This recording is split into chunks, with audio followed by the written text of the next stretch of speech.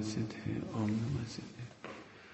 नमो अरिहन्ताणं, नमो सिद्धाणं, नमो आयर्याणं, नमो वज्रायाणं, नमो लोये सबसाहूणं।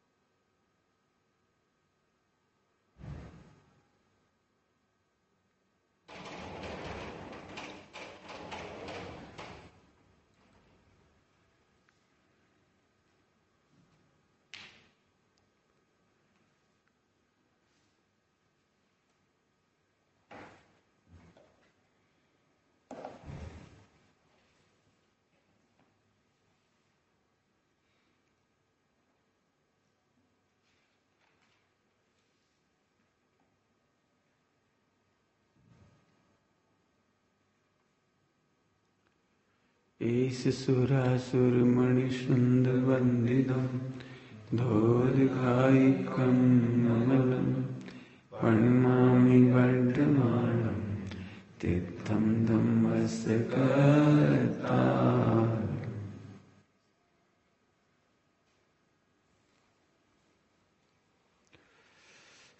गाथा नंबर 201, उसका हिंदी पढ़ेंगे। हे भव्य जन यदि भव दुखों से मुक्त होना चाहे, परमेष्टियों को कर नमन, सामान्य को धारण करो। श्रामण्य को धारण करो, इसका अर्थ रह गया है, वैसे हो गया पहले। श्रामण्य की चर्चा बहुत लंबी हो चुकी है पहले, फिर भी इसमें से थोड़ी सी बात करेंगे, लेकिन पेज पलट करके देखो जरा।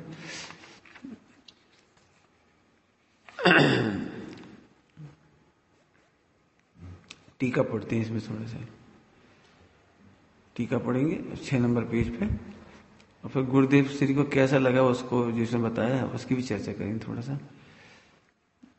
इस प्रकार अरहंतों, सिद्धों, आचार्यों, उपाध्यायों मिल गए, मिले साधुओं को प्रणाम वंदनात्मक नमस्कार करके विशुद्ध दर्शन ज्ञान प्रधान साम्य नामक श्रामण्य को, साम्य नामक श्रामण्य को, इसकी चर्चा करेंगे।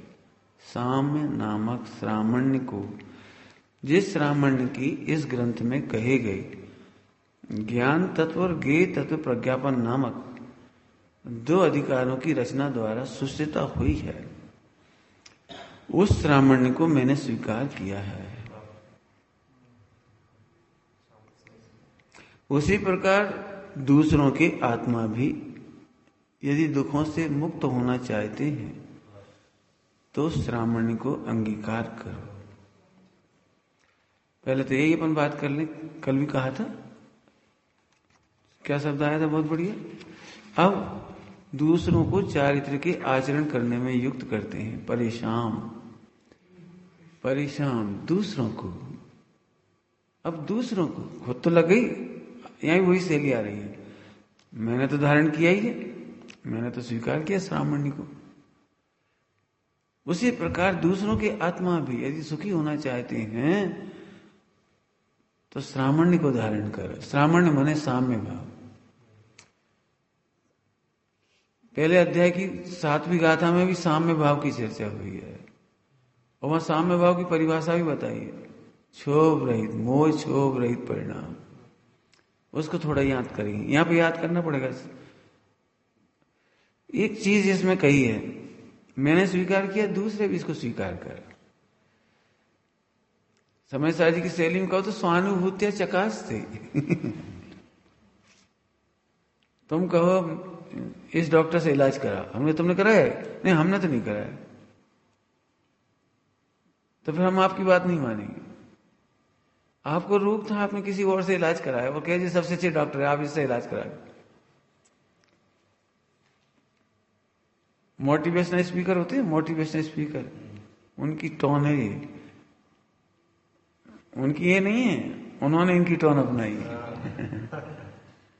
आचार्य अमरचंद स्वामी ने उनसे नहीं ली ये टोन, यहां से उन्होंने ली। मैंने भी आनंद किया है, तुम भी आनंद करो। मैंने चखा है। विज्ञापन की भाषा होती है, विज्ञापन की भाषा लक्ष्य लगा के दिखाते, देखो। मुझे लक्ष्य पसंद है, मुझे पसंद है, हम लगाते। अब तो तुम हमें पसंद करते तो हमारी राय को भी पसंद करो। ऐसे यहां पर कह रहे हैं, मैंने श्रामण्य को अंगीकार किया है, साम्य भाव को अंगीकार किया है। श्रामण्य इजिकल टू साम्य भाव, साम्य भाव इजिकल टू मोह और क्षोभ से रहित परिणाम। मोह क्षोभ का अर्थ क्या है? मोह क्षोभ का अर्थ क्या है? दर्शन मोह चारित मोह। मोह माने दर्शन मोह और क्षोभ माने चारित मोह। शुभाशुभ भाव है भी क्षोभ है, क्षोभ। पूजा करने का भाव क्षोभ है। 28 मूलगुण पालने का भाव क्षोभ है। आप फिर क्यों पाल रहे हो?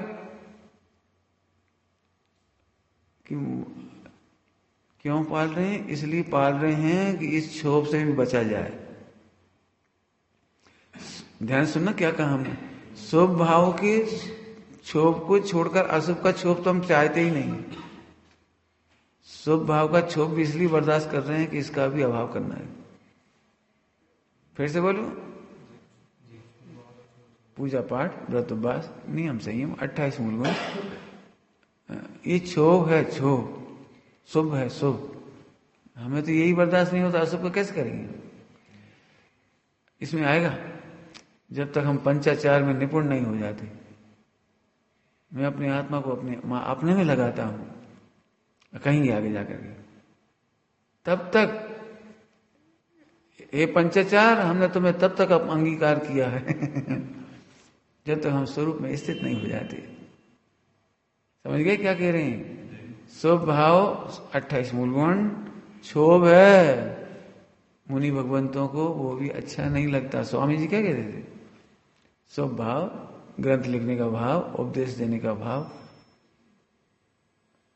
मुनि भगवंतों को ऐसा लगता है जैसे कोई ने टाटा की भट्टी में पटक दिया हो।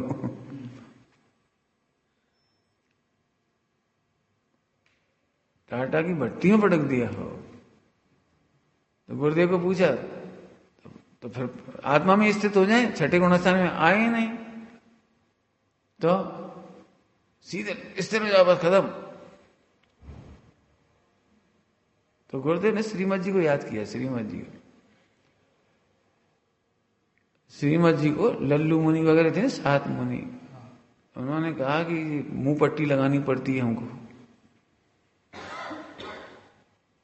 पेट के पीछे लगाना पड़ती है। यदि हमारा पेट नहीं होता तो मुंह पट्टी नहीं लगाते और फिर श्रीमद जी के संग रहते। आपको समाज से रोटी लेनी है तो फिर समाज के अनुसार चलना पड़ेगा। इस तरह के वासी को मुंह पट्टी लगाना तो लगाना पड़ेगी, आपको रोटी चाहिए तो। अब कैसी मुसीबत। उनकी ये पीड़ा थी कि हमें 4 मास तक हम मिल ही नहीं सकते तो श्रीमद जी से, अब हमें वहां रहना पड़ता है समाज में, उनके अनुसार बोलना पड़ता है, उनके अनुसार ही चलना पड़ता है। जैसी स्वामी जी को पीड़ा हो रही थी नहीं, ऐसी उनको भी हो रही थी। तो उन्होंने कहा कि हम मुंह पट्टी छोड़ दें। तो उस समय श्रीमद जी का नहीं, अभी मत छोड़, अभी मत छोड़। ताकत चाहिए सिंह जैसी, सत्य को अंगीकार करने में बहुत ताकत चाहिए। खैर नहीं छोड़ी, बहुत प्रसंग है उनके। तो उन्होंने कहा हमारे पेट नहीं होता तो आज हम मुंह पट्टी छोड़ के आपके पास आ जाते। तो उन्होंने एक बहुत अच्छी बात कही जो गुरुदेव ने सुनाई। साधुओं का पेट संसार के लिए है, संसार के हित के लिए है। क्या कहा? साधुओं का पेट साधुओं के लिए नहीं है, साधुओं का पेट साधुओं के हित के लिए नहीं है। काय के लिए है? संसार के हित के लिए। समझाया कुछ? यदि साधुओं का पेट ना होता, मान लो नहीं होता, तो दीक्षा लेने वालों ने कभी जंगल से निकलते ही नहीं, गुफाओं से आते ही नहीं बाहर। बताओ फिर मोक्ष का मार्ग कौन कहता है? अच्छा ये जो साधुओं को पेट है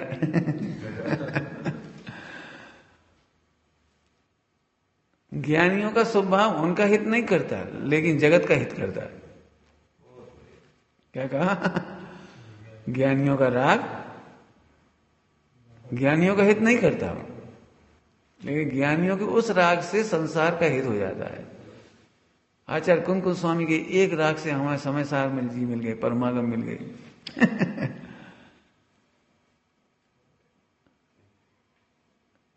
गुरुदेव श्री की भक्ति करते थे जैसे कि आप यहाँ क्यों पधारे, आप तो विदेश से स्वर्ग चले जाते, यहाँ क्यों पधारे? तो बोले हमारे लिए पधारे, आप अपने लिए थोड़ी आए। आप हमारे लिए आए, हमारे लिए, समझ गए? पंचम काल की भीषण दुख काल कहो, अकाल कहो, उसे दूर करने के लिए आप पधारे, अमृत बरसाने आए।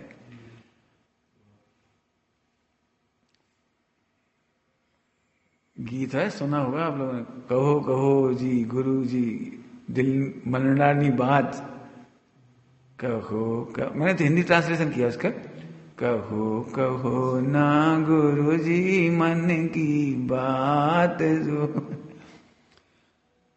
यहाँ विदेश कैसे यहाँ पर आ पड़े। आए थे शिष्यों को तारने के लिए, सीमंदर भगवान ने सीमंदर लाल को यहाँ भेजा था। भजन में लिखा था, कान गुरु को भेजा था, कान गुरु के हाथ संदेशा भेजा था। भरत क्षेत्र के जीवों को रखड़ता जान के, कान गुरु के हाथ संदेशा भेजा था। ऐसा समझाया? नहीं तो उनको यहाँ आने की क्या जरूरत थी? लेकिन ज्ञानियों का राग, उनका हित भले ही ना करो, लेकिन संसार का बड़ा हित होता है। स्वामी जी ने कहा उनको। तो यहाँ क्या कहना है, समझ में आ रहा है कुछ? अब देखो, श्रावण मैंने समता भाव की चर्चा थोड़ी विस्तार से करेंगे अपन अभी, थोड़ी सी इसी में पढ़ के करेंगे, है ना। लेकिन इसके पहले एक शब्द लिखा है श्रावण की इस ग्रंथ में, तीसरी लाइन मिली, ज्ञान तत्व और ज्ञेय तत्व प्रज्ञापन नामक दो अधिकारों की रचना द्वारा सुस्थिता हुई। क्या कहा? ज्ञान अधिकार और ज्ञेय अधिकार, सम्यक ज्ञान और सम्यक दर्शन अधिकार के द्वारा भली प्रकार से श्रावण ने आ सकता है, सुस्थित हो गया, वो सम्यक प्रकार से स्थित हो गया, निर्णय हो गया, भली प्रकार आ गया। 2 अध्याय पढ़े बिना श्रावण नहीं आएगा, और 2 अधिकार अच्छे से पढ़ लिए तो श्रावण आएगा। मुनि दीक्षा आएगी, मुनि दीक्षा ये व्यवहार, थोड़ा अंदर जाके बोलो, अंदर जाके बोलो, मोह का भाव होगा, साम्य भाव होगा, आनंद होगा, प्रचुर स्वसंवेदन होगा। 2 अधिकार अच्छे से पढ़ो। कुछ कह रहे समझ में आया? यदि 2 अधिकार अच्छे से पढ़ लिया तो समता जागेगी, आनंद जागेगा, अतीन्द्रिय आनंद होगा, प्रचुर स्वसंवेदन होगा। हमने तो पढ़ लिया, नहीं तुमने ठीक से नहीं पढ़ा होगा। तो कैसे होगा उसको बताएंगे। ज्ञान के अधिकार नाम सुने होंगे, हम तो अपनी सरल भाषा में कहते हैं। ज्ञान अधिकार माने सम्यक ज्ञान अधिकार, है ना, ये तो पता ही है। पहला अधिकार सम्यक ज्ञान का है, ज्ञान अधिकार, दूसरा सम्यक दर्शन का अधिकार है। तो क्या मतलब है? वही ज्ञान है जो ज्ञाय को जाने, ये ज्ञान अधिकार का सार। और इस 3 लोक में यदि कोई ज्ञेय है तो ज्ञाय की ही है।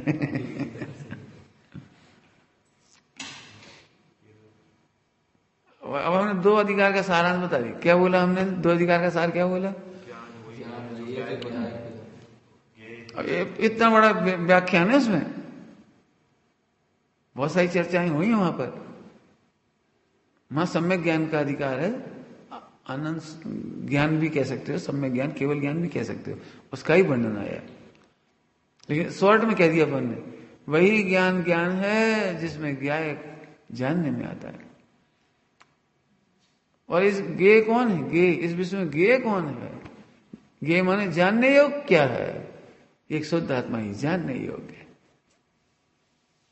एक ही अधिकार। तो अब देखो, तो साम्य भाव कैसे आगे? फिर इसमें दो बातों में से, दो अध्याय में से साम्य भाव, साम्य भाव में वीतराग भाव, समता भाव, सरल भाषा में समता भाव कैसे आगे? कैसे आगे?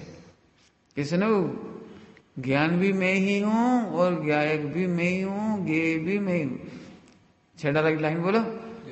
जय हाँ, जय ज्ञान ज्ञाता गे को।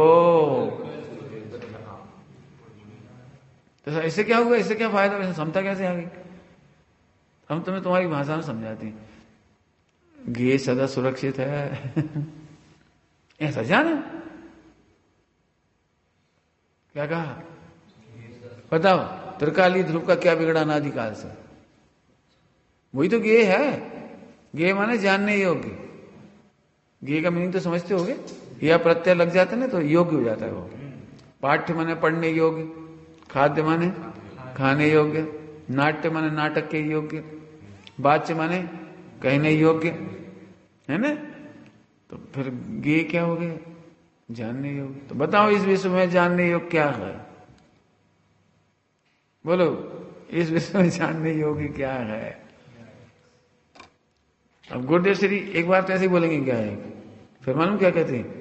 पुण्य जानने योग्य नहीं, स्वर्ग जानने योग्य नहीं, कर्म का फल जानने योग्य नहीं, केवल ज्ञान भी जानने योग्य नहीं, शुद्ध पर्यायपण जानने योग्य नहीं इस विषय में। हाँ बोलो, ऐसे स्त्री पुत्र आदि की तो बात ही कहाँ गई? स्वयं की निर्मल पर्याय भी जानने योग्य नहीं।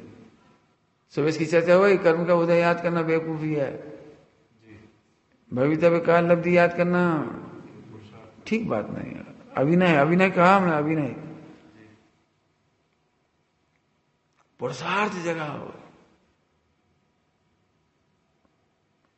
पुरुषार्थ समझ में? पुरुषार्थ, पुरुषार्थ मतलब बस एक ज्ञायक को जानने की कोशिश करो, न काल लब्धि याद करो, न पुरुषार्थ याद करो, न भवितव्य याद करो, कुछ याद मत करो।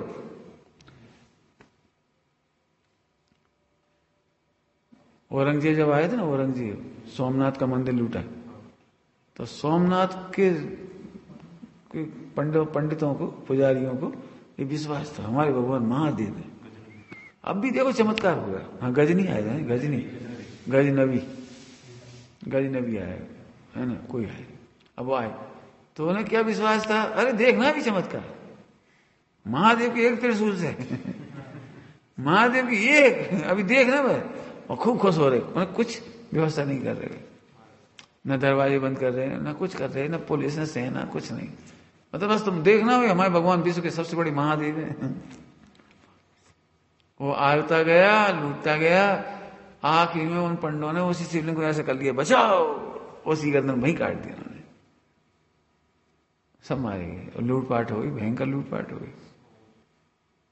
ये बात कहकर मैं क्या कहना चाह रहा हूं? जिस समय पुरुषार्थ करना उस समय पुरुषार्थ करो, काल लब्धि भवितव्य होनहार पुण्य का होता है, याद मत करो। अब क्या पुरुषार्थ करो? इसमें पुरुषार्थ में कोई मेहनत थोड़ी करनी है। मैं ज्ञायक हूं ने, ध्रुव है ना, क्यों त्रिकाली ध्रुव नहीं है? तो अब यहां का पुरुषार्थ करना है, स्वीकार कर लो बस। होए तो अजय होए खतरनाक है।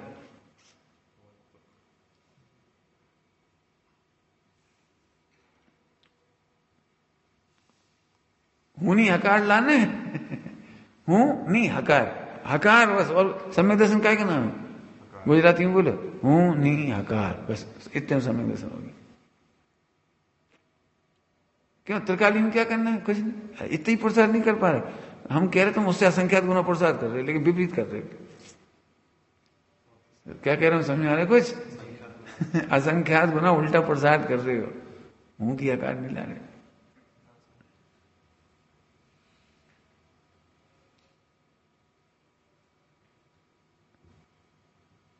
होना था सो जल गया, भिन्न किया सब गे। होना था सो जल गया, होना था सो क्या होना था सो सब खत्म हो गए। हाँ हाँ हाँ, मैं ध्रुव हूं।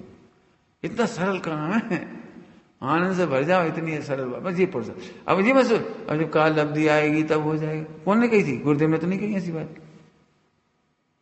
यदि ऐसा होता तो गुरुदेव यही उपदेश देते, देखो भाई ध्रुव का निर्णय जे काले थवानु हो, ते काले था ते काल थसे।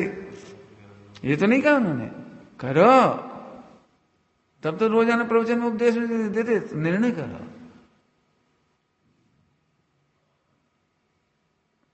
तुम्हारी बेचैनी है तो घबराओ नहीं, काल लब्धि आएगी, लेकिन करो। करने का मना नहीं किया, करना माने तत्व निर्णय, करना माने तत्व निर्णय। कैसी सरल सरल कलश है, कलश समय साजी का कलश है।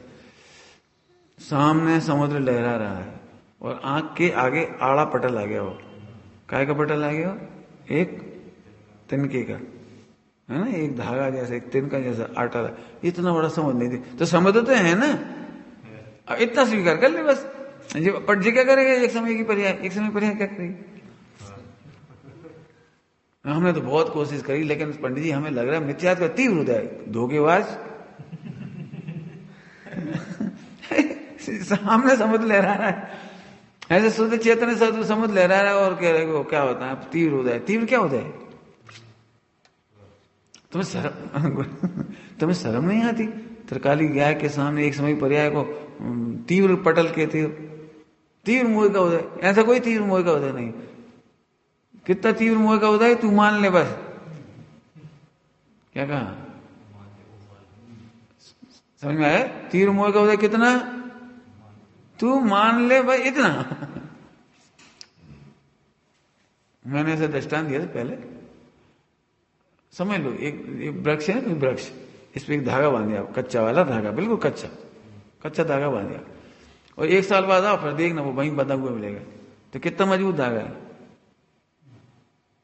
कोई माई का लाल तोड़ नहीं पाया एक साल में, इतने बेअंतर मिलके भी नहीं तोड़ पाए। क्यों? कितना मजबूत धागा है, बोलो। किसी ने तोड़ा नहीं, यह टूटा नहीं।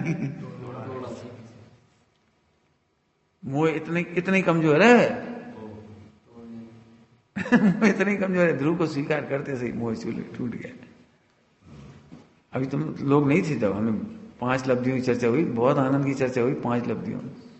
जब ज्ञान की चर्चा सुनने में आते से तो विशुद्धि लब्धि शुरू हो जाती है। इंटरेस्ट लेने से, रुचि लेने से, मैं ज्ञान हूं, मैं भगवान हूं, ऐसी बात सुनने से रोमांच होता है ना, अच्छा लगता है। इस अच्छे लगने में असंख्या जन्मों के कर्म करते हैं। कोड़ा कोड़ी जो तुम मजबूत कह रहे थे, तो मजबूत काय का मजबूत है? वो मजबूत है कि इसे ध्रुव की निर्णय करो, ध्रुव का अनुभव करो, ठीक है? तो अब वापस चलो। तो फिर कैसा निर्णय किया? मैं तो सदा सुरक्षित हूं। तो बस समता हो गई। क्यों समता हो गई? किस किस के प्रति समता हो गई? देखो, अशुभ भाव ने मेरा कुछ बिगाड़ा नहीं, इसलिए अशुभ भाव से भी द्वेष नहीं, और शुभ भाव ने मेरा कोई भला नहीं किया, इसलिए उससे राग नहीं, वीतरागता होगी।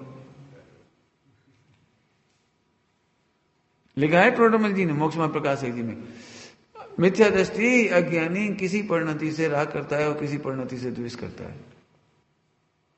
क्या कहा? वीतरागता कहां है? हमें तुम बताओ, अशुभ भाव ने हमारा क्या बिगाड़ लिया? अनादि काल से अशुभ भाव थे, पाप बंद था, पाप का उदय भी था, सब कुछ था, बहुत गतियां थी, बहुत भाव थे, क्या बिगाड़ लिया? बताओ, ध्रुव का क्या बिगाड़ गया? बोलो। ठीक, तो फिर द्वेष क्यों कर रहे? अशुभ भाव, अशुभ भाव। अरे अशुभ ने हमारा क्या बिगाड़ा? नहीं बिगाड़ा पर्याय का। पर्याय तो उत्पाद व्यय रूप है, तो केवल ज्ञान का भी उत्पाद व्यय होगा, तो क्या बिगड़ गया? मैं इतनी सी खामी, तुम ध्रुव नहीं जान रहे, इतनी सी तो बात है। क्या पर्याय नहीं बिगाड़ा? समझो, चिंतामणि जेब में रखा हुआ है और तुम भीख मांग रहे, तो चिंतामणि का क्या बिगड़ा? कुछ नहीं। अब पर्याय में भी क्या बिगड़ा? पर्याय में क्या बिगड़ गया? तुम चिंतामणि जानते से दूर हो जाती समस्या, और तुम नहीं जान रहे तो पर्याय में बिगड़ा क्या? रोटी तो खा ही रहे, तो अब यहां से नहीं खा रहे तो वहां से मांग के खा रहे कपड़ा तो पहन ही रहे, यहां से नहीं तो वहां से सही। चिंतामणि नहीं जानी, ये दुख है मूल में। अजय काम करो, तुम्हें चिंतामणि का पता लग जाए और तुम बहुत परेशान थे, अब हम कहीं परेशान हुआ तो इस एसी कमरे में रहो, तुम्हें भोजन भी मिलेगा, कपड़े भी मिलेंगे और मोटर गाड़ी कार बंगला सब मिलेगा, हवाई जहाज भी मिलेगा, सब करो, और चिंतामणि हमें दे दो, बाकी तुम रहो। चल अब तो कोई दुख नहीं ना चार गति में, क्यों पर्याय का क्या बिगड़ा?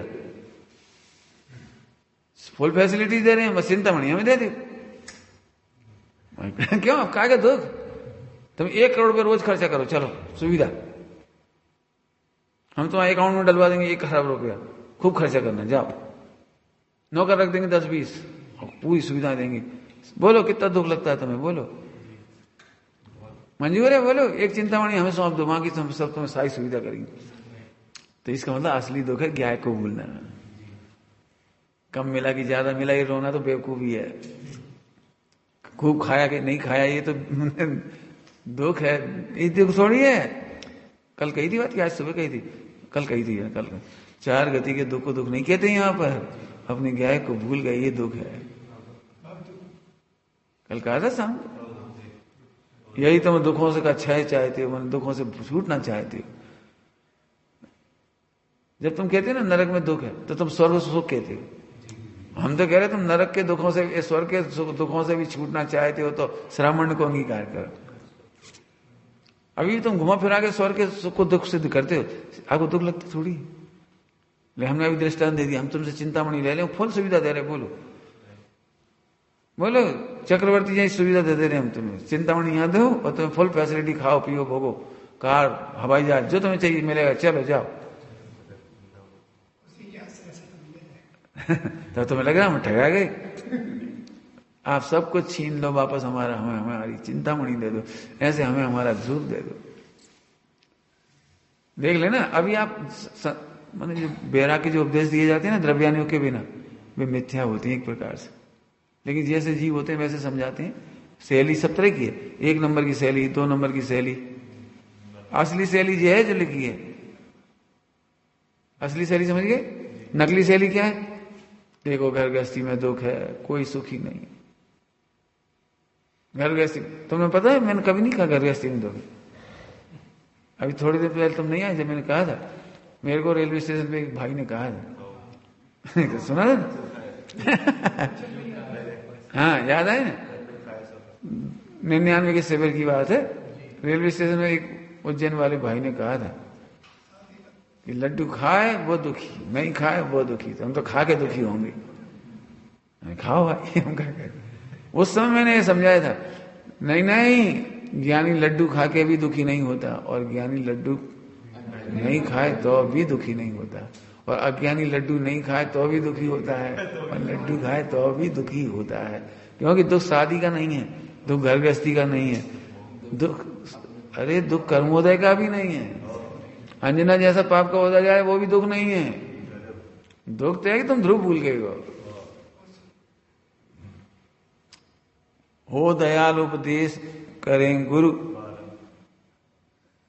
वो काय का उपदेश दे रहे हैं 12 भावना। सही यार, तुमने पंडित साहब से सुना इसका? तुम्हें तो अभी लग रहा है 12 भावना, 12 नहीं ध्रुव की भावना। ऐसे कैसे ध्रुव? अब अभी तो नहीं समझाएंगे वो 12 भावना, लेकिन पंडित साहब से पहली बार सुना कि 12 तरह का चिंतन नहीं है, वो एक ध्रुव की पुष्टि है। अब उसकी लंबी चर्चा अभी नहीं करें, फिर तो हमने पहले करी है खनियादाना में, इसके बहुत विस्तार से प्रवचन हुए, बहुत 12 भावना पर बहुत विस्तार से। हाँ पंडित जी कहते हैं जो ध्रुव को शरण नहीं देखते वे ही अशरण है संसार में समझ गए? अनित्य भावना संयोग अनित्य है, पर्याय अनित्य है, लेकिन ध्रुव तो नित्य है ना। पंडित जी कहते 12 भावना रो रो के नहीं पढ़ना है, आनंद करके पढ़ना है। समझ गए? शरीर असुचि होगा और पर्याय असुचि होगी और राग आदि का असुचि होगा, तुम जो असुचि में है। ध्रुव तो असुचि नहीं कहा। देखो पूरी 12 भावना ध्रुव। अब घटा ना बुद्धि लगा के। हमें तो बहुत आनंद आया जब पंडित साहब से सुना, फिर तो बहुत आनंद आया। हमें पढ़ने की शैली पंडित साहब से सीखने को मिल गई। हमें भी ऐसी लगता था, राजा राजा राणा छत्रपति रोने लगे, कहाँ गए चक्री भी। ठीक है, अब सब तरह के जीव हैं, इसलिए सब तरह का माल मार्केट में है। अपने लिए तो वही माल है जो ध्रुप होता था। आया समय आया, जब हम कहेंगे, अभी तुम्हें यही लगता है, जैसे हम कहे घर गृहस्थी में दुख है, तो तुम फौरन से पूछे क्यों, तुम बताना सही सही, तुम करोड़पति हो, पैसा भी है, फला भी है, पत्नी भी अच्छी, हाँ बढ़िया है, हाँ तो ऐसा नहीं, अभी भी है मार्केट।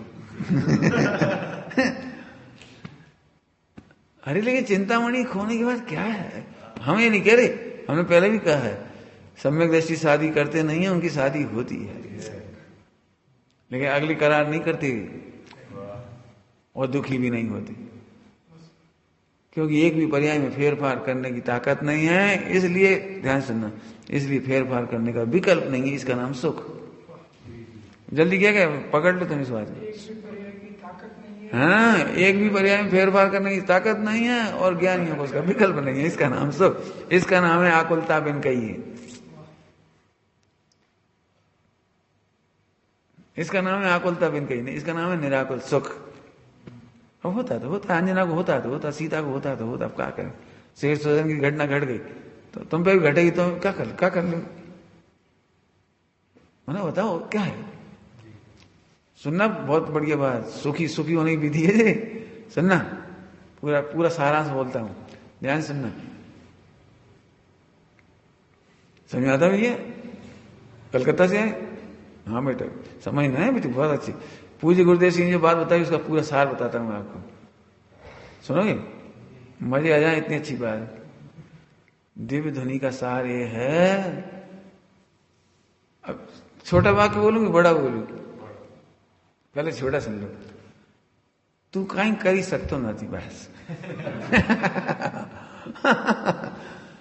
इसमें पूरी दिव्य ध्वनि का सार है, पढ़ लो पूरा समय सार जी, प्रवचन सार जी, तुम जो पढ़ना है पढ़ लो, जो कुछ कर ही नहीं सकते। अच्छा अब थोड़ा इतने बात को और बना दो थोड़ा सा, अस्थि नास्ति दो तरह से बनाते हैं ना, तो अस्थि से बना, तू किसी का कुछ नहीं कर सकता तो कोई भी तेरा कुछ नहीं कर सकता। ये दोनों नास्तिक ही हैं, अस्थि का ओहो प्रत्येक पर्याय अपना काम कर रहे, इसलिए अपने पर्याय का भी नहीं करना, कुछ कह रहे जल्दी जल्दी, संयोग में कुछ नहीं करना, परद्रव्य में कुछ नहीं करना, कर्मों में कुछ नहीं करना, यहां तक कि अपनी पर्याय में भी कुछ नहीं करना। थवा योग थाय है, सच कह रहे, इसके बाद कुछ प्रवचन नहीं बाकी रहे। और हम जितने प्रवचन करेंगे जिंदगी ऐसी की पुष्टि के लिए करते हैं, पहले भी और अभी भी। समझ में आया कुछ? बोलो कौन बोलेगा, बोलो हिमांशु। हाँ मुझे तुम बोलना, बोलो समझ में आ गया, जो नहीं समझ में आया बोलो बेटे,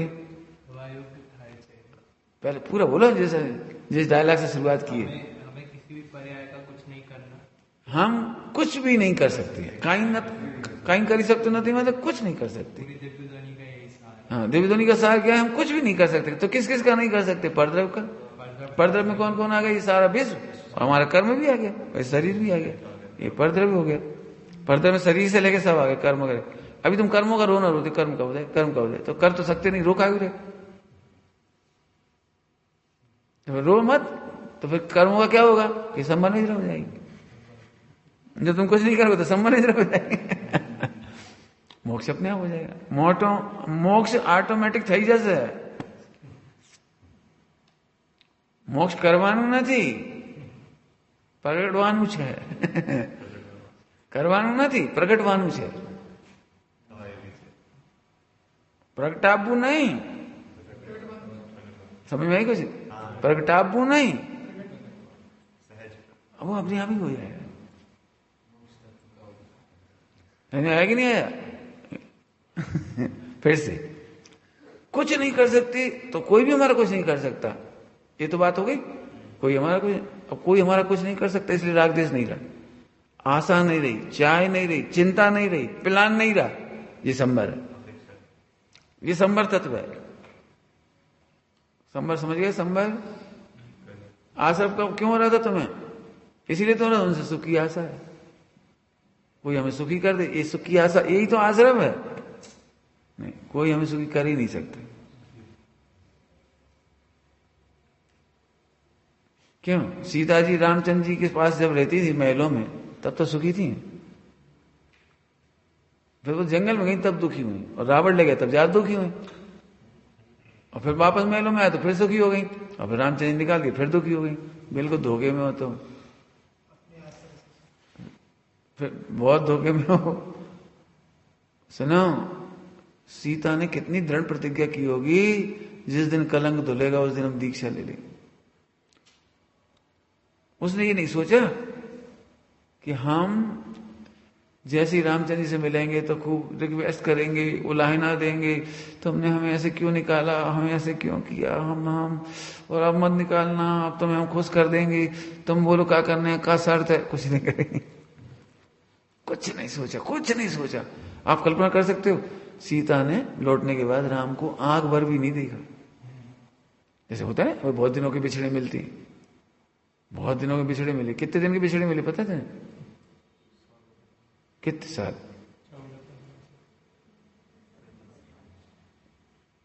कितने साल सोचो।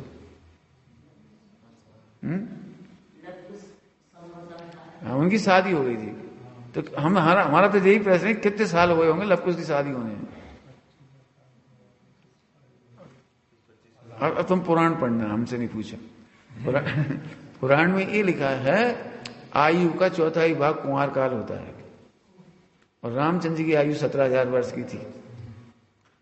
तो लवकुश की भी कितनी होनी चाहिए पुण्यशाली जी में? 2-3 अरे क्या पता कितनी होगी, हमें नहीं मालूम। यदि 4,000 वर्ष मान लो तो 1,000 वर्ष का कुंवार काल। अब सीता को कम से कम 1,000 वर्ष, और यदि 15-20 हजार ही मान लो तो 5,000 वर्ष। नहीं समझ में आया? जैसे 84 लाख पूर्व की आयु थी आदिनाथ भगवान की, तो 20 लाख पूर्व कुमार काल था। 20 लाख पूर्व समझ गए? एक पूर्व में एक पूर्व में, अब जितने हमारे हिसाब से तो बहुत लंबा काल है, समझ गए? अब जो भी है, हमें नेमिनाथ भगवान की 300 वर्ष की आयु थी, तो 100 वर्ष की आयु तक कुमार काल था। 100 वर्ष घर में रहे वो, ऐसे नहीं 15-16 साल में 18 साल में शादी को नंबर आओ सब चल दिए 100 साल ऐसा कुमार काल ऐसा रहता रहेगा। अब इनकी 72 साल की आयु थी, तो 28-30 दीक्षा 28 में ली, 30 में ली, 30 में ली। अब सोचो, मैंने इनका ऐसे ही रहा, कितना समय रहा। हमारा कहने का मतलब तो समझो, सीता का धैर्य कितना रहा होगा। सुनो, पंडित साहब इतना अच्छे से समझाते हैं कि सुनो, जब हम रामचंद्र जी के पास रहते थे, महलों में आए थे शादी होकर, तब भी हम अपनी आश्रय से सुखी थे। राम का आश्रय जब तक लिया तब तक हमें वन मिला। हम जब पर का आश्रय लेते हैं तो अनंत काल बन बन भटके। अब हम एक बार स्वयं के आश्रय से बन जा रहे हैं, अब बन नहीं भटकेंगे। स्त्रीलिंग अच्छे तो हो ही गया, 2-4 जितने भव होंगे मोक्ष के। जिन्हें नहीं भटकना हो स्वभाव का आश्रय लो, पर के आश्रय से कोई सुखी नहीं हुआ। ध्यान रखना, पूरी कथा पढ़ना रामचंद्र जी सीता की। मेरा तो बस नहीं चलता, मुझे ऐसा लग रहा है 1 साल में प्रथमानी हुई सुनाऊं केवल। मैंने एक एक व्यक्ति का वर्णन करूं कि सीता का कितना धैर्य होगा। एट रैंडम भी कंप्लेंट नहीं रामचंद्र जी के खिलाफ, और जब आई तभी कोई कंप्लेंट नहीं। दीक्षा की पूरी तैयारी करके आई, जैसे निष्कलंक साबित हुई, देखा ही नहीं रामचंद्र जी की ओर, हाथ तक नहीं जोड़े, हमें दीक्षा की अनुमति दे। सीधे केस लॉन्च साहब है, अनुमति क्या जरूरत है? रामचंद्र जी अनुमति दे नहीं रहे, वे तो बिब्बल हो रहे, रहो तुम रहो, अब तुम रहो।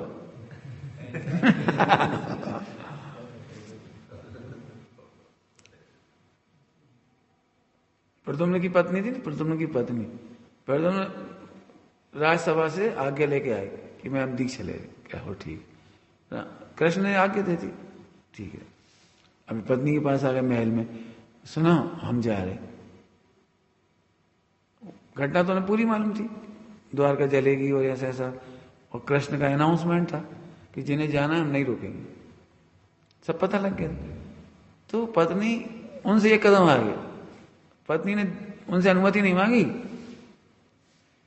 बोले तुम बैरागी नहीं हो, यदि तुम बैरागी होते तो हमारे पास आए का। अंदर गई, सफेद साड़ी पहन के निकले आए, हम जा रहे।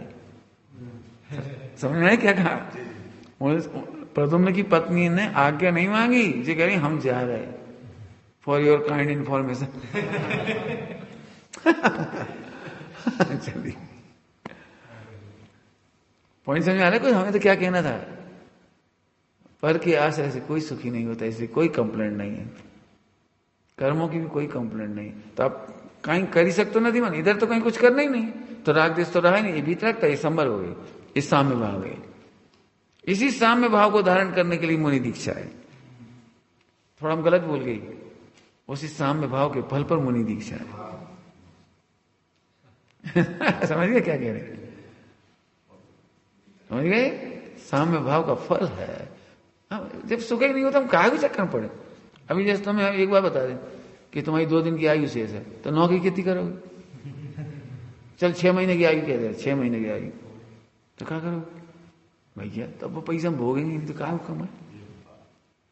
मैंने जब उससे भला बुरा कुछ नहीं होता तो द्वेष भी नहीं है नौकरी से, ऐसी खराब नौकरी ले हम छोड़ दे रहे, ये भी नहीं है, और हमें कुछ आनंद भी नहीं, तो हम कर भी नहीं रहे। ये साम्य भाव, ऐसे समस्त विश्व से साम्य भाव, कोई हमें सुखी नहीं करता, कोई हमें दुखी नहीं करता। सुखी करता दुखी करता, बंद हो अध्यवसान से। ये आनंद का मार्ग है, समझ में आया? साम्य भाव में ये आनंद का मार्ग। अब तुम्हें एक चिंता रह गई, वो आ रही है ना, 2-4 दिन से चल रही है, क्या चिंता है? अपनी पर्याय को तो करना पड़ेगा, ठीक है? शरीर का नहीं करना, कर्म का नहीं करना, बहुत बड़ी बड़ी विघ्न है जी। कर्म हमने कैसे कर्म बांधे, कैसे कर्म बांधे, अब क्या होगा, अब क्या होगा जी, अनिश्चितता में दुखी होता है जी। अरे लेकिन कर्म में कुछ करना ही नहीं, कुछ करना नहीं हो, कर सकते नहीं, तो करने का विकल्प बंद कर दो, संभर शुरू। तो ये तो हो गया शरीर कर्म संयोग, ये अब रह गए अपनी अपनी पर्याय तो करना है, सम्यक दर्शन तो करना है। तो अब उसका क्या है कि प्रत्येक पर्याय, हाँ दिव्य ध्वनि का सहारे एक भी पर्याय में फेरफार नहीं कर सकते, तो हम फेरफार की कोई दिक्कत नहीं। अशुभ आप देखना, सम्यक दृष्टि के जीवन में अशुभ भाव आते हैं, रोते मोते नहीं है, ऐसा लिखा है, निंदा करती हैं, वो चरणानियों की शैली है। नंबर 1, चरणानियों की शैली द्रव्यानियों से जुदी होती, ध्यान रखना। तो फिर द्रव्यानियों का क्या, यदि उसे अशुभ भाव आए या शुभ भाव आए तो यथा योग प्रवृत्ति होती है। ध्यान रखना, मैं दोनों ही बात सिद्ध कर रहा हूं, विरोध नहीं है दोनों के एक दूसरे का। यदि वो किंचित मात्र भी ध्रुव को भूल जाए तो उसका खेद होता है, हम ध्रुव को क्यों भूले, इसका नाम निंदा है। और चरणानियों की शैली में काहे की निंदा करते हैं? कदाचित न्याय नीति से वंचित रह गए हो, न्याय नीति से चूक गए हो, तो उसका खेद होता है। समझ गए क्या कहा? चरणानियोग में न्याय नीति और अवक्ष है ना, अन्याय नीति अवक्ष का त्याग, तो अन्याय अनीति अवक्ष का किंचित भी प्रयोग होता है तो उसका खेद होता है, और यहां ध्रुव को भूल जाए तो उसका खेद होता है, बाकी जीवन में कोई खेद नहीं। क्या कह रहे? चौथे गुणस्थान से लगा करके छठे गुणस्थान पर्यंत कोई खेद नहीं, क्योंकि मालूम है थवायोग था इसे। ये साहब आप 1 करोड़ वर्ष से छठे गुणस्थान में रह रहे हो और तुम्हारे से केवल ज्ञान लगे मोक्ष चले गए, तुम्हें खेद नहीं है कि नहीं है? तुम्हें कैसा लगे? क्यों? तुम 1 करोड़ साल से गुरु बने बैठे रहो और तुम्हारा से केवल ज्ञान लगे मोक्ष चला जाए, और हजारों चले जाए, हजारों। 8 वर्ष के बच्चे को दीक्षा दी, वो मोक्ष चला गया, और तुम टाप रहे तो तुम 1 लाख शिष्य तुम्हारे मोक्ष चलेगा, तुम उन्हें नमस्कार कर रहे, हे 1 लाख हमारे शिष्य हो। कैसा लगा? क्या सुनो, उन्हें सुनना ध्यान से, उन्हें खेद नहीं होता,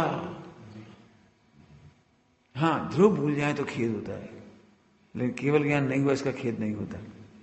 इसी का नाम प्रज्ञा अज्ञान परिचय है। साम्य भाव ने साम्य भाव, इसका नाम अज्ञान परिचय जय है।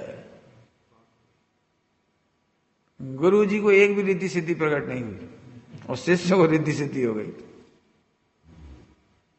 आकाशगामी जी वो कैसा लगेगा? ऐसी वो सगाई में क्या कर डालू, बस यही तो मिथ्या में क्या कर डालू। सुनो, आनंद के लिए मात्र ध्रुव चाहिए। कुछ कह गए हम? क्या कहा? आनंद के लिए केवल ज्ञान भी नहीं चाहिए, आनंद के लिए सम्यक दर्शन भी नहीं चाहिए, सम्यक दर्शन के लिए ना ध्रुव चाहिए। अच्छा, केवल ज्ञान के लिए ध्रुव नहीं चाहिए, आनंद के लिए ध्रुव नहीं चाहिए, सम्यक दर्शन के लिए ध्रुव चाहिए। तो सम्यक दर्शन के लिए चाहिए, हमें नहीं चाहिए। हमें ध्रुव बने रहने के लिए सम्यक दर्शन नहीं चाहिए। अब समझ में कैसे?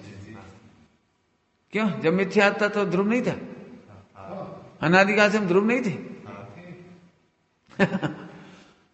जय सुख, जय सुख, जैसे तुम ढूंढ रहे थे ये वो सुख, इससे भिन्न कोई सुख नहीं है, नहीं चाहिए। सोहानी जी ने क्या कहा? केवल ज्ञान को यदि चाहिए हो तो वो मेरी और मेरा आश्रय ले। मैं वह ध्रुव चट्टान हूं, निर्मल पर्याय भी मेरी वजह से पूज्य हुई है, मेरी वजह से हो। केवल ज्ञान की पूजा क्यों होती है? मेरी वजह से होती है। मेरे केवल ज्ञान की पूजा मेरी वजह से होती है। हम उसकी ओर देखें कि वो हमारी ओर देखे। मतलब दृष्टांत दे, स्वामी जी तीर्थ यात्रा के लिए जा रहे, तो तुम्हें ऐसा लगता है चलो, क्यों?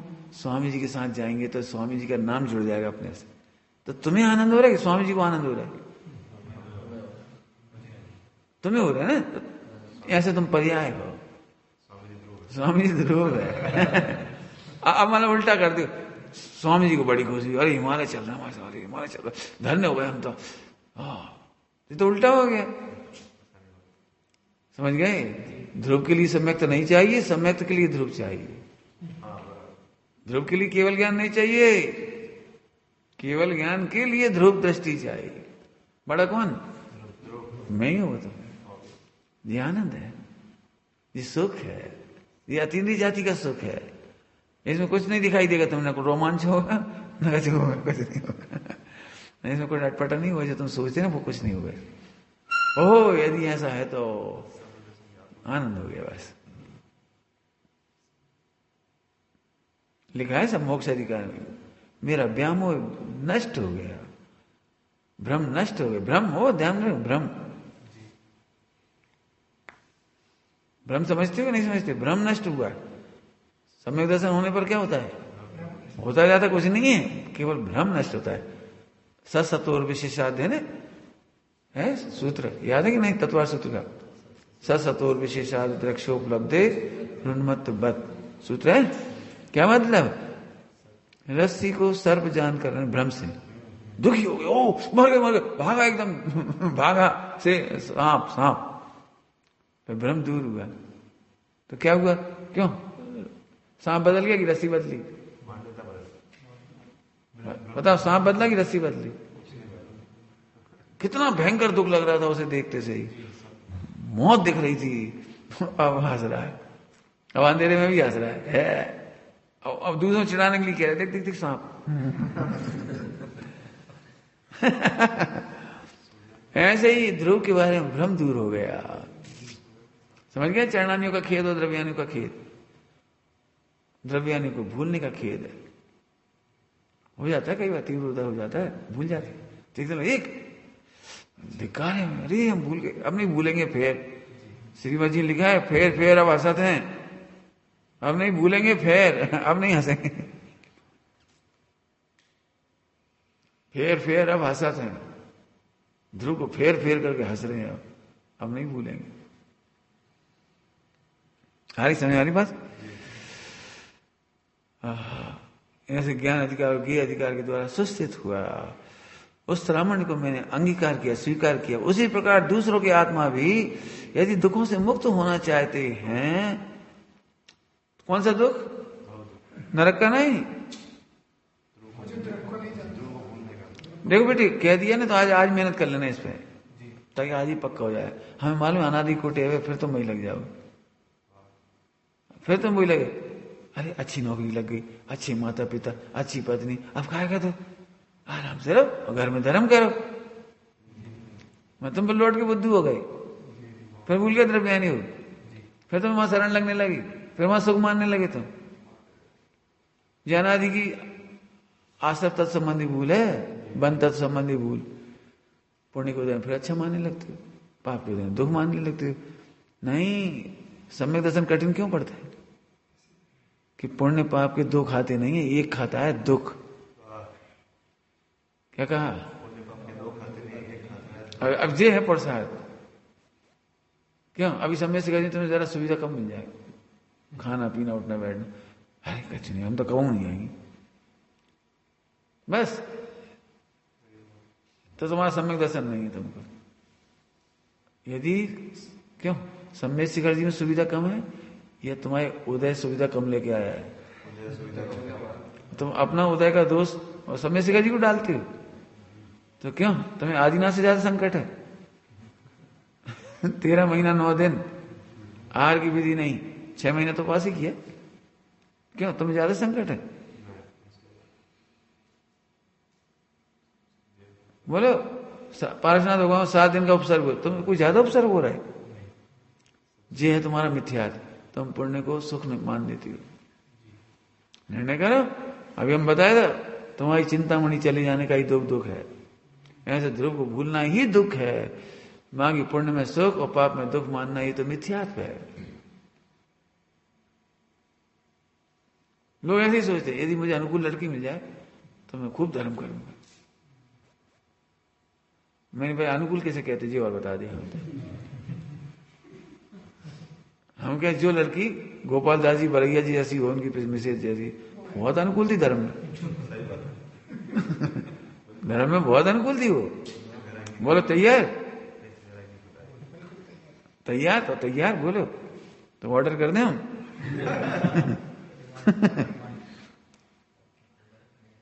कह देना आज घर जाके कि मुझे बिल्कुल वैसी ही पत्नी की अपेक्षा थी जैसी गोपाल दास जी भरैया जी की थी, नित्य वैराग दायिनी।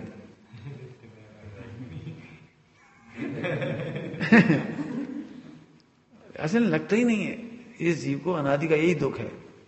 पाप के उदय का कोई दुख ही नहीं, ध्यान रखना, पाप की वजह से कोई दुख ही नहीं। ये पुण्य को सुख मानता है, अभी भी मानता है, पढ़ के भी मानता है, सुन के भी मानता है, अभी वही अपेक्षा रहती है अनुकूलता। हमारे घर के बाजू में एक गुजराती परिवार रहता था, वैष्णव था। हम नौकरी छोड़ रहे, वो रो रही। मैं नौकरी छोड़ रहा, वो रो रही। मैंने क्यों, क्या हो गया? बोले तुम्हारे दिमाग में क्या होगा, लोग तो लाखों रुपये रिश्वत दे रहे प्रोफेसर की नौकरी के लिए, और मिल नहीं रही लोगों को, और तुम्हें मिल गई से तुम सन्ना रहे। मैंने तुमसे नौकरी छोड़ रही, तुम्हें क्या दिक्कत? जी बताओ, दिक्कत क्या है? दिक्कत तुम्हें कुछ नहीं थी, बढ़िया फ्लैट था, मतलब अच्छा मकान था, बहुत अच्छा मकान था, मतलब फुल सुविधाएं थी सब। 350 रुपये महीना, यदि हम जिंदगी भर भी रहते हैं तो 350 से 276 रुपये नहीं लगना थे जिंदगी भर, 275 रुपये लगने थे बस। इतना बढ़िया मकान, घर जैसा फ्लैट, सब कुछ अच्छा, और कोई तकलीफ भी नहीं। मार्केट बगल में, मंदिर बगल में, प्रवचन बगल में, सारी दुनिया अच्छी, सब कुछ अच्छा। तो दुख है, दुख जो तो है कि पुण्य के उदय में हम रुकना नहीं चाह रहे। देखो, जब तक आपको समझ में आ रहा है कुछ क्या कह रहा हूं, आपको पुण्य का उदय भी जब दुख भाषित हो, वह है दृष्टांत दूंगा तो अभी आपको समझ में आ जाएगा। पुण्य का उदय भी दुख हो, पाप का उदय तो दुख। सुनो, सारे अजैनी माने मुसलमान, हिंदू, सिख, ईसाई, सब सारे दुनिया पुण्य को सुख और पाप को उदय को दुख कहता है। यदि सर्वभु भगवान, बीतरागी भगवान, कुंद भगवान भी यही बात कहेंगे तो इनकी वाणी उनकी वाणी में क्या अंतर होगा? શું તફાવત છે? શું ફેર છે? दोनों की बात एक ही हुई तो अब सोचो आनंद पुरुषार्थ क्यों है जी? सोचो। हम एक बात पूछते हैं, दृष्टांत दे दे रहे। एक मां का इकलौता बालक था, वो खो गया। एक ही बालक था, खो गया। आप बता सकते हो? उस मां को भोजन नहीं मिले ये पाप का उदय, और भोजन मिले ये पुण्य का उदय। ठीक है ना? अरे क्यों? जब तक बालक नहीं खोया था तो समाज में कोई सिंपैथी भी नहीं देता था, रूखी रोटी खानी पड़ती थी। फिर सब लोगों ने दया करी, गांव वालों ने, इसका बालक खो गया है, अब ये रोटी भी नहीं बना रही 3 दिन से, तो ला के खिला रहे, लड्डू खिला रहे, पंखा लगा दिया, तुम चिंता नहीं करो, हमारे घर रहो, हम सेवा करेंगे, तुम बड़ी आइसक्रीम खाओ, फ्रिज कूलर की चीजें खाओ, हम करोड़पति अरबपति, तो हमारे घर में आराम से रहो। बोलो भाई, बोलो। पहले पाप का उदय था लेकिन बालक था, अब बालक नहीं है लेकिन पुण्य का उदय है। सुखी हुई कि नहीं? अब बोलो। अरे पहले नहीं मिलती थी ऐसी आइसक्रीम, फ्रिज कूलर पंखा एसी, दास दासी, अच्छे कपड़े, अच्छा सोना चांदी। बोलो, सुख क्यों नहीं कह रहे आप? बस ये दिक्कत है, जिसकी दृष्टि में बालक है उसे सुविधाएं नहीं, वो कह रहे हमारी सारी सुविधा छीन लो। अब एक घटना घटी थी, एक बच्चे को मार डाला, मर गया छोटा बच्चा, तो गवर्नमेंट ने 5-5 लाख दिए इसको।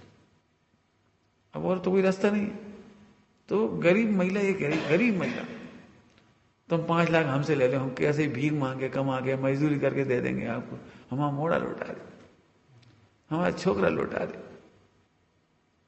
कैसे लौटाया था? मैं क्या कह रहा हूं, समझ आया? गरीब मजदूर की बात है।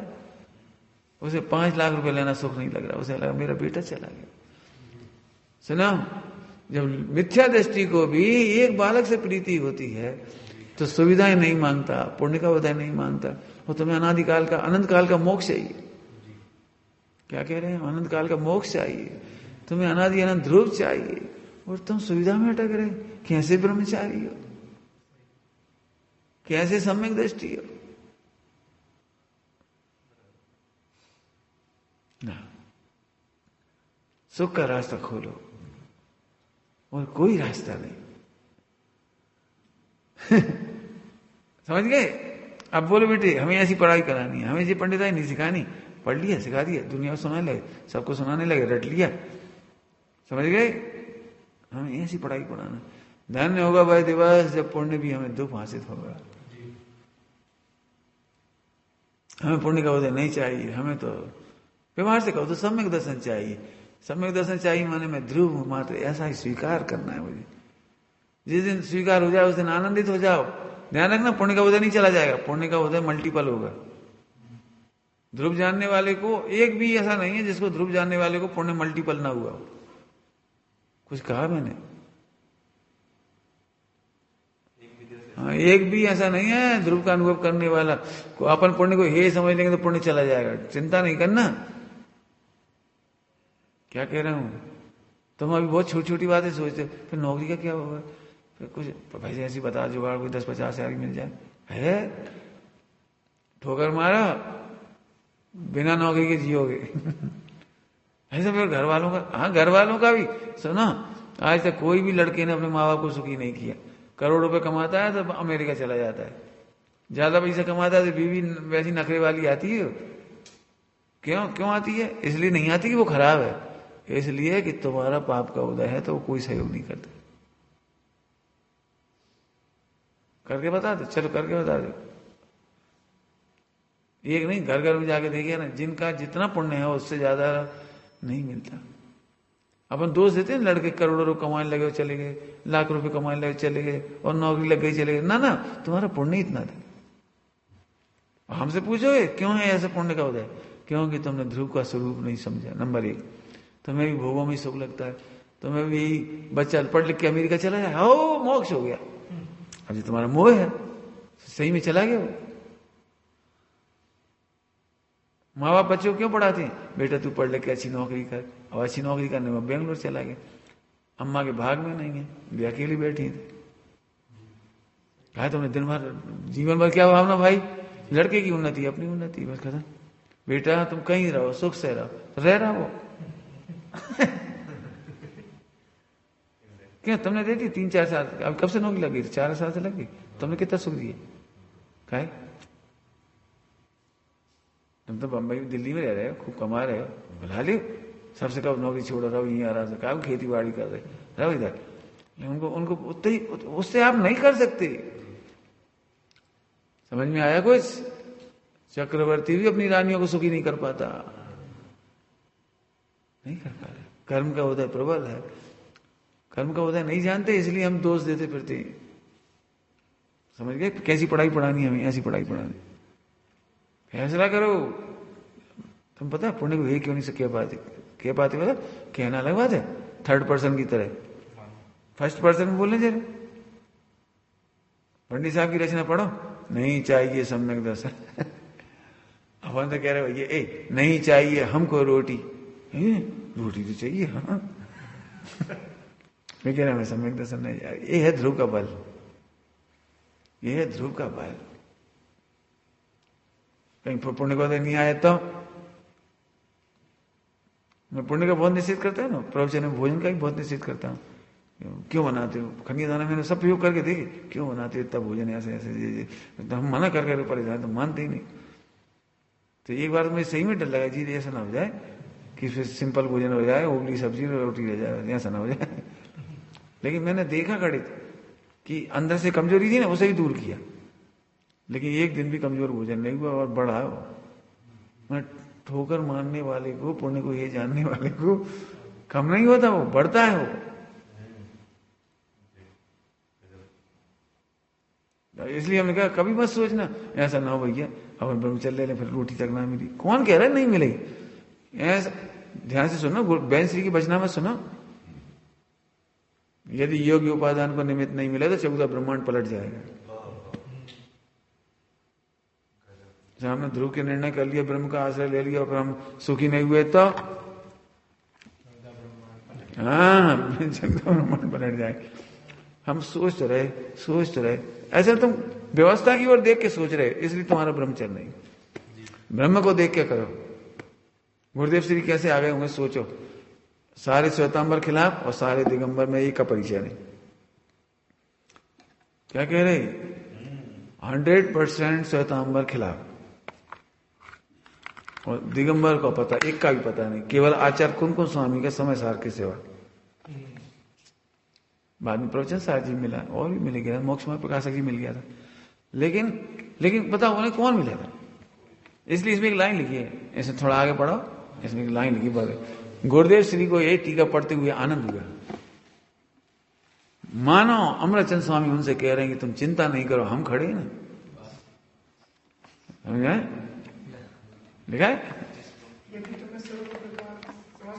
नहीं गुरुदेव वाला पढ़ना है, मैं पढ़ाता हूं। देखो ये लिखा है पेज नंबर 7, पेज नंबर 7 पर यह वह पंक्ति है, मिला? यह वह पंक्ति है जिस पंक्ति को पढ़ने के बाद गुरुदेव श्री उछल पड़ी थी। वे इन शब्दों पर इतने रीझ गए थे, इतने भाव विफल हो गए थे कि मानो अमृत चंद्राचार्य साक्षात उनसे ही कह रहे थे, तुम्हारे पीछे हम खड़े हैं, चिंता क्यों करते हो? तुम्हारे पीछे हम खड़े हैं, चिंता क्यों करते हो? आप कल्पना कर सकते बेटे, ये तुम्हारी जाति का मैंने दिगंबरों का एक भी तुम्हारे साथ नहीं, सब खिलाफ खिलाफ खिलाफ।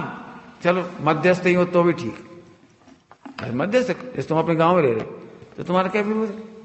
तुम जबरन रोते रहते हो, वहां तो खिलाफ, पूरे श्वेतांबर खिलाफ, और दिगंबर में एक का भी परिचय नहीं। सोचो गुरुदेव को कैसा आनंद आता होगा, ऐसे बढ़ गए। मानो अमरचंद स्वामी उनसे कह रहे हैं हम खड़े ना, चिंता क्यों करते हमें? तुम्हें दे दिया आचार्य कुंज को मिल भी जाए, हाँ मैं सोचता हूं आता हूं। बात तो सही, निर्णय कुछ नहीं, बात तो सही है। संसार में दुख है, बात तो सही, बड़ा दुर्लभ है, बहुत पुण्य का उदय है, आप मिल गए, जिनवाणी मिल गई।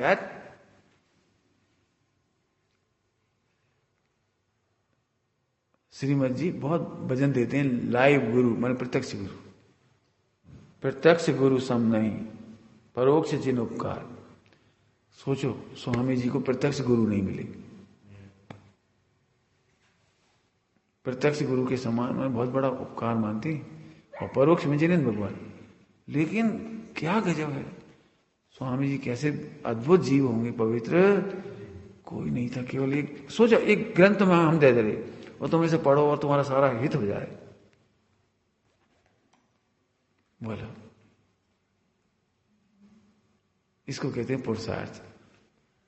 गुरुदेव को जब जब भी लोग क्रमबद्ध की बात सुन के बहुत प्रश्न हुए, बहुत, तो हमारे क्रमबद्ध में होगा, हमने तो निर्णय कर लिया, अब हम निश्चिंत हैं क्रमबद्ध में, जब होना होगा हो जाएगा। गुरुदेव के हम न थी, आप ही तो कह रहे हो, हम ऐसा नहीं कह रहे। सर्वज्ञ ने देखा होगा तब होगा। गुरुदेव बोले हम नहीं कह रहे ऐसा। क्या मुझे पढ़ के ऐसा आश्चर्य, गुरुजी क्या कह रहे गुरुदेव, खुद ही तो कह रहे हैं केवल ज्ञान में आया है, भवितव्य है, क्रमबद्ध है, काल लब्धि है। तो जी क्या कह रहे हैं गुरुदेव, अद्भुत। आत्मा ने जाने तेनी बात है, तेमनी बात है। जिसने आत्मा को जाना उसका काल लब्धि, जिसने आत्मा को जाना उसकी क्रमबद्ध, जिसने आत्मा को जाना उसके केवल ज्ञान में चल रहा है। ये बात कौन कह सकता है? अभी अच्छा तुम्हें सबको यही तो लगता है कि अब क्रमबद्ध होगा, अपन तो निश्चित। गुरुदेव मना करते नहीं, आत्मा को जान, पूरी जिंदगी आत्मा नहीं छोड़ी। समझ गए? सब सर्वज्ञ को मानते हैं और केवल ज्ञान को मानते हैं, तो अब तो हमारा नक्की हो गया कि नहीं नहीं, आत्मा ने जाने उसका सर्वज्ञता का निर्णय है। आत्मा को जाने उसे सर्वज्ञता को प्रमाण किया। सर्वज्ञता को जाने ये प्रमाण करे नहीं, आत्मा को जाने वो सर्वज्ञता को प्रमाण करे। और नहीं तो जब श्वेतांबर साधु थे ना, श्वेतांबर साधु, तो वहां पर एक वो मूल जी भाई थे, वो बार बार यही बात कहते थे, बार बार कहते थे तुम चाहे इतनी पढ़, स्वाध्याय करते थे नहीं, उबे नहीं करते थे, तो फिर एक बार बार कमेंट्स करते थे, कमेंट्स, चाहे जितना पढ़ लो, चाहे जितना करो, केवल जितने भाव देखे उतने तो होंगे। तो मुझे भी लगा बात तो सही, मुझे भी लगा बात तो सही है। गुरुदेव बोले हम न थी, पुरुषार्थी के भाव नहीं देखे। क्या कह रहे? पुरुषार्थी के भाव नहीं देखे, केवली भगवान। केवल ज्ञानी जितने भाव देखे उतने रखना पड़ेगा ऐसा नहीं, पुरुषार्थी के भाव नहीं देखे। क्या गुरुदेव की ये उस समय की बात है जब दीक्षा हुई थी, ज्यादा लंबा समय नहीं हुआ। सोचो, चलो ज्यादा ही टाइम हो गया। ओम नमः सिद्धे, वितराग देव जय हो।